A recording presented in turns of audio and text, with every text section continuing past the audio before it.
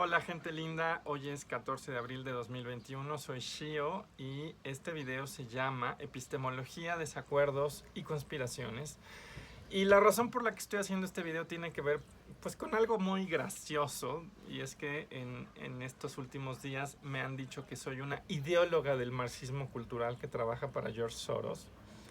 Y por supuesto que mi reacción inmediata es ¿what? Y me da un poco de risa que haya gente que en verdad crea genuinamente y con mucha convicción que en efecto yo soy alguien que trabaja para promover esa cosa llamada marxismo cultural y que además trabajo para George Soros, ¿no? Y este video básicamente es para decirles que curiosamente la epistemología, en especial la epistemología social, ofrece alguna serie de herramientas interesantes que nos ayudan a entender por qué la gente está tan dispuesta a creer en cosas como las conspiraciones. Dicho sea de paso, lo que también me inspiró para hacer este video es que Juliana me convenció de ver una serie que se llama Q Into the Storm, que de hecho es un documental que también me pareció muy impresionante. No sé si lo hayan visto, pero si no, se los recomiendo, porque tiene que ver justamente con un video que hice a comienzos de año, y fue lo que pasó en el Capitolio de los Estados Unidos, cuando de repente es tomado por este grupo de personas que estaban convencidas de que había habido un fraude en Estados Unidos y que en gran medida habían llegado a esa conclusión gracias a un movimiento, sobre todo un movimiento de redes, que después se volvió un movimiento ya en espacios tridimensionales públicos, que era QAnon. Y he de decir que antes de que Juliana me hablaba de QAnon, yo ni por aquí no los tenía registrados, porque normalmente no le pones atención a las teorías de conspiración, porque dices, bueno, pues esas existen, van por ahí, pululan. Pero vimos el documental y fue una cosa muy impresionante, porque cuando empieza el documental te das cuenta de lo que están sosteniendo y es inverosímil. O sea, de repente te encuentras con gente que está convencida de que hay una conspiración de pedófilos a nivel internacional que beben sangre de bebés, y que de alguna manera Trump era un héroe porque luchaba contra esta conspiración de pedófilos, que además trabajaban para el gobierno profundo de los Estados Unidos, estos pedófilos, o eran ese mismo gobierno, y que todo había empezado por una serie de cosas en foros de internet que por supuesto quien los ubica dice donde había gente lanzando mensajes crípticos del nivel de precisión de la astrología, de Escorpio, conocerás al amor de tu vida, ¿no? Y la gente decía, ¡oh, conocí el amor de mi vida! Y eran ese nivel de precisión, de mensajes críticos que pueden ser confirmados casi casi por cualquier cosa, con intervalos de tiempo muy abiertos. Y claro, yo recuerdo que la primera vez que Juliana me empezó a contar de esto, cuando me habló de una cosa llamada el Pizzagate, pues yo me reí, ¿no? Así de, ¿qué? Hay una cosa llamada el Pizzagate, de gente que cree que en una pizzería en el sótano hay un lugar de tortura, y donde la palabra pizza es una code word para pedofilia, y que ahí se reúnen casi que Hillary Clinton y sus amigos. Y bueno, todo parecía desquiciado, ¿no? Entonces empezamos a ver esta serie, y claro, en un principio dices, bueno, pues qué cosa, ¿no? Pero claro, cuando sabes dónde acaba, donde en algún punto hay un número impresionante de norteamericanos que creen que esto es el caso, que modifica incluso sus opiniones políticas, que empiezan a hacer, que empiezan a apoyar a Trump creyendo en efecto que es una especie de héroe antipedófilos y pizza,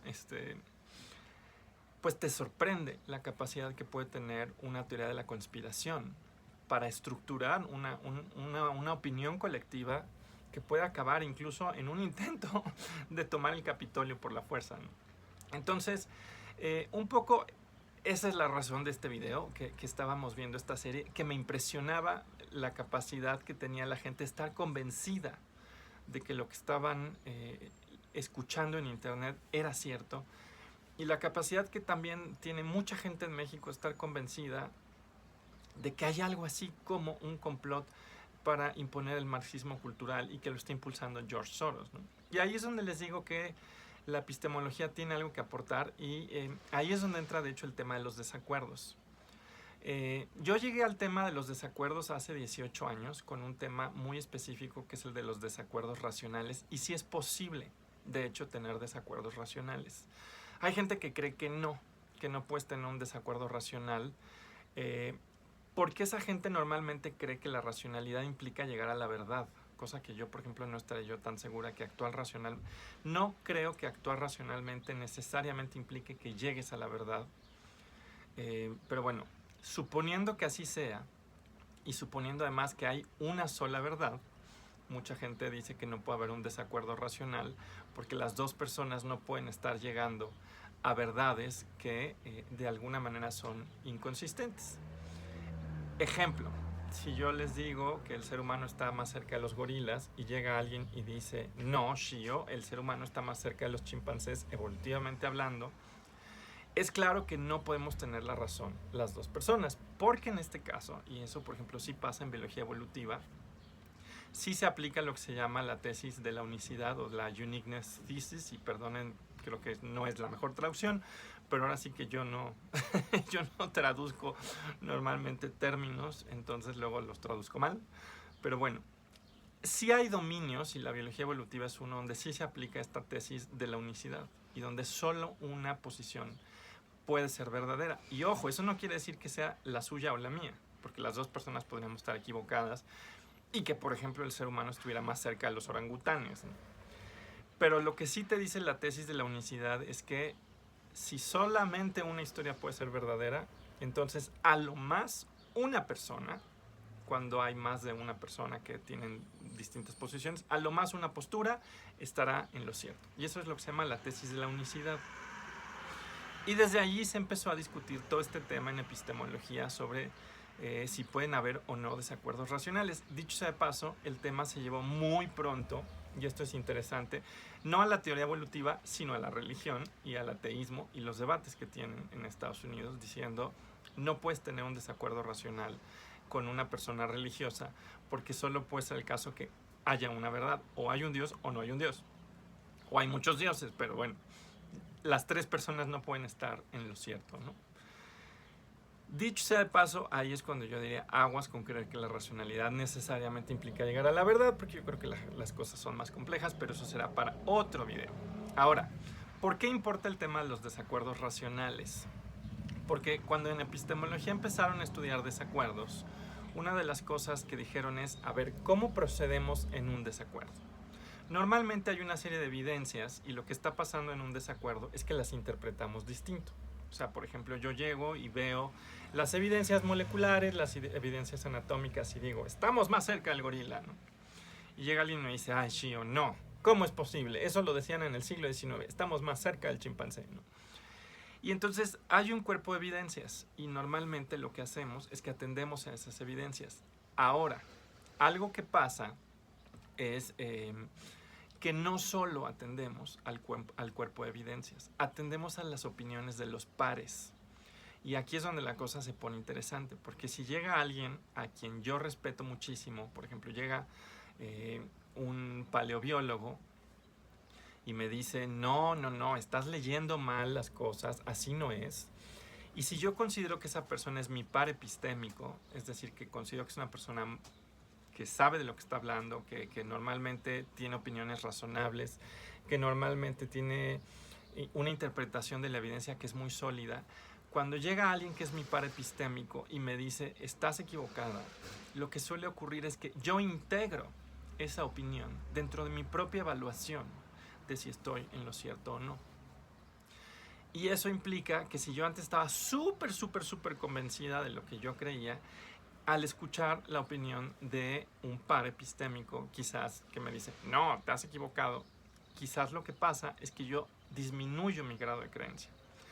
Ahora, en epistemología, cuando la gente dijo, oigan, es que esto pasa, se armó un reverendo merequetengue. Y la razón por la que se armó un reverendo merequetengue es porque normalmente no tienes solamente un par, tienes una cantidad muy amplia de pares. Y eso puede dar lugar a una cosa que en inglés le llaman the swamping problem, que por supuesto yo llegué y le pregunté a Julie, ¿cómo vamos a traducir eso? Y me dice, pantanear la evidencia. Y le dije, ay no, eso nadie va a entender. Si les digo que estamos pantaneando la evidencia, nadie va a entender nada. Pero básicamente, ¿a qué se refiere the swamping problem?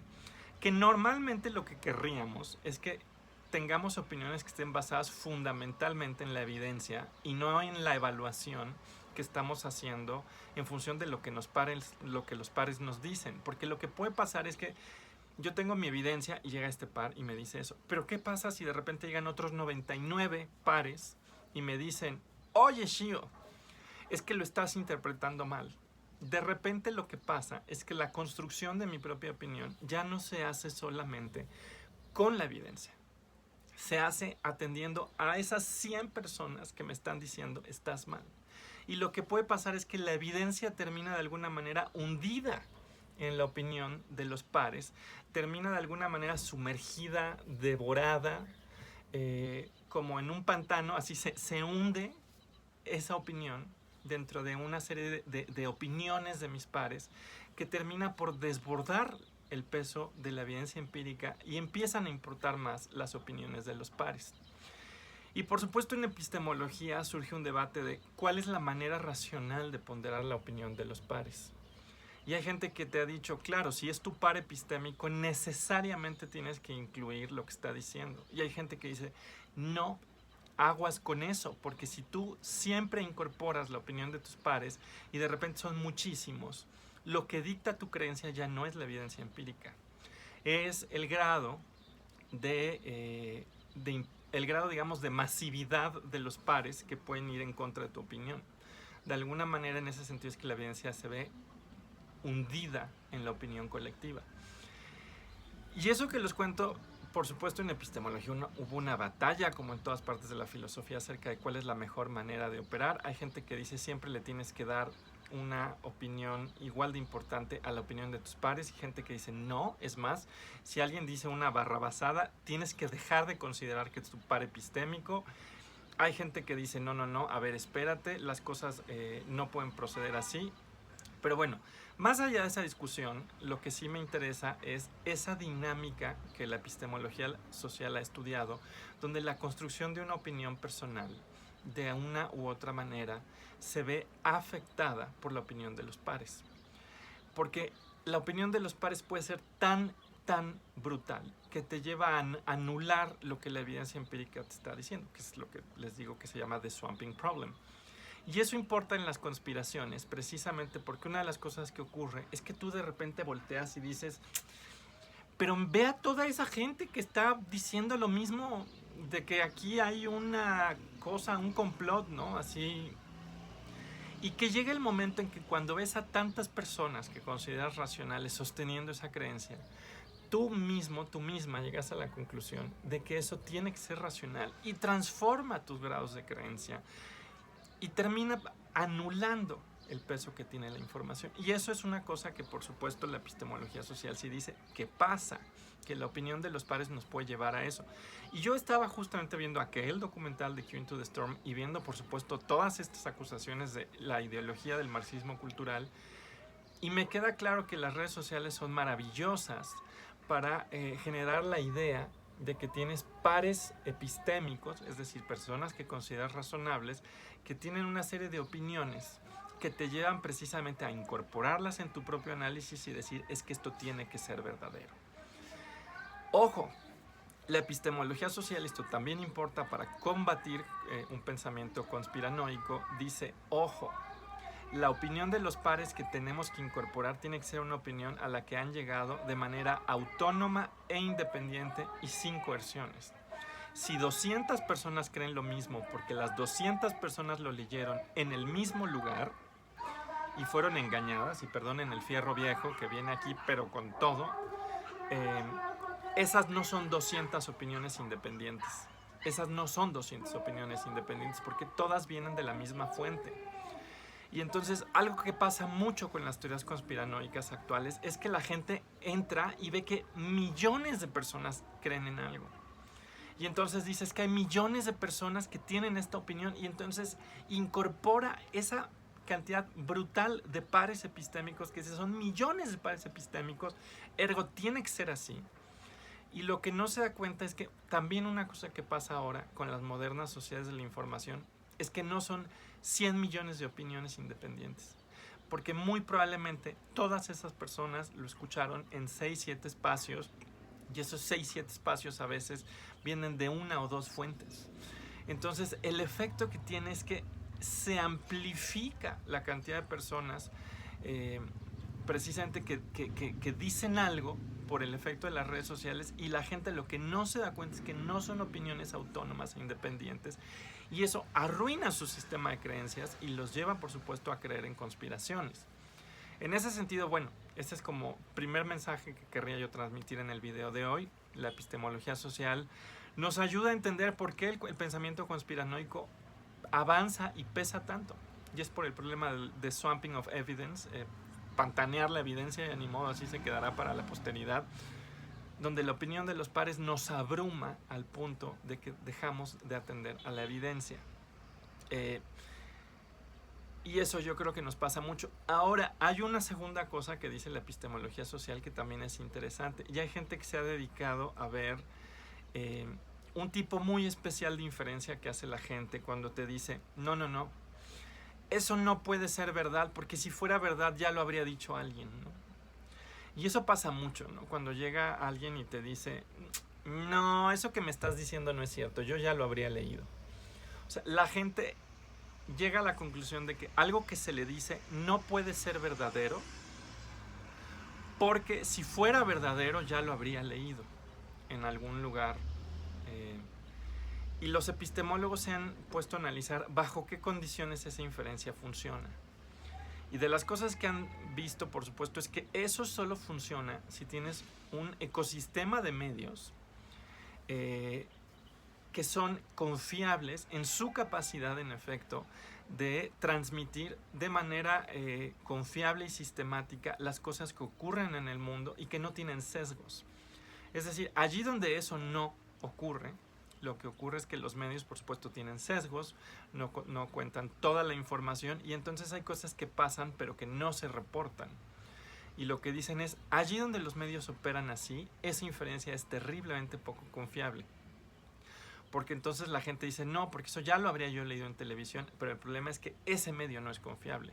¿Y esto por qué importa en el tema de las conspiraciones? Porque muchas veces llegas y le dices a alguien, oye, pero es que lo que tú estás diciendo es una teoría de la conspiración que no tiene sustento y que muy probablemente está generada por una serie de dinámicas donde por un lado confluyen procesos sociales que simplemente pasan por la manera en la que ponderamos opiniones, y otra serie de cosas que quizás son más complicadas de analizar, donde sí hay actores que les interesa promover mentiras, y que llegas y tú les dices aguas, porque de alguna manera estás sosteniendo una teoría de la conspiración que no se sostiene, y la gente te dice no, eso no es verdad, porque si eso fuera cierto yo ya lo sabría, ¿no? Esta especie de inferencia de si esto fuera verdad yo lo sabría, y como yo no lo sé es falso.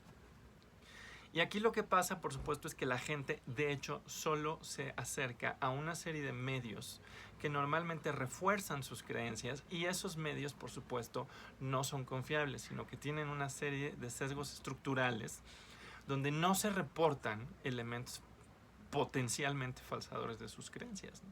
Y entonces lo que pasa, por supuesto, es que en muchas teorías de la conspiración tenemos dos mecanismos sociales que están confluyendo.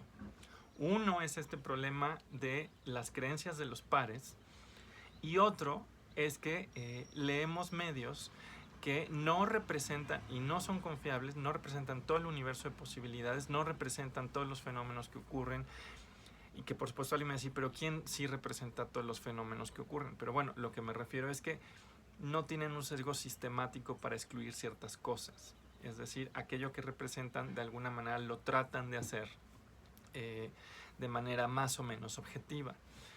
Y el problema es que confluyen estos dos mecanismos. 100 millones de personas lo dicen, y los medios que yo leo no dicen que esto es una teoría de la conspiración. Y eso es un choque de mecanismos epistémicos que lleva a que mucha gente, por supuesto, abrace teorías de la conspiración y esté completamente convencida de que son la verdad. Y dicho sea de paso, no solo nos pasa con QAnon, Pizzagate o la ideología del marxismo cultural, sino también pasa, por ejemplo, con el movimiento antivacunas. Mientras más personas son antivacunas, lo que termina pasando es que mucha gente dice, pero fulanita, perenganita, sutanita, y perenganito, sutanito y menganito son antivacunas, ergo tiene que ser racional. Y los medios que yo leo dicen una serie de cosas donde dicen que son peligrosas, ¿no? Entonces, bueno, este video ya se alargó mucho, pero simplemente lo que quería yo decir es Este es uno de esos casos hermosos donde la epistemología social sirve para entender por qué demonios tenemos teorías de la conspiración que florecen por todos lados. Y nos vemos en una semana. Bye bye.